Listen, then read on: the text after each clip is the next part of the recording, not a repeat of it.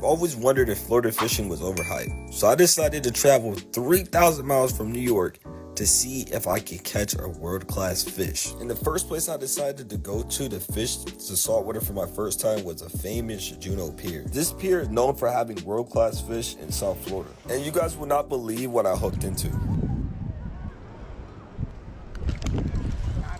Yep.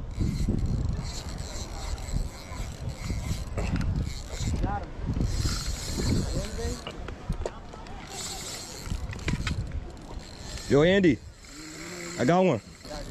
Thank you. That line is on the thing.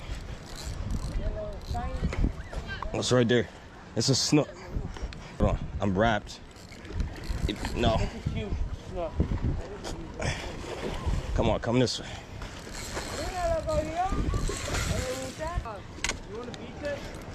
Yeah. He broke me.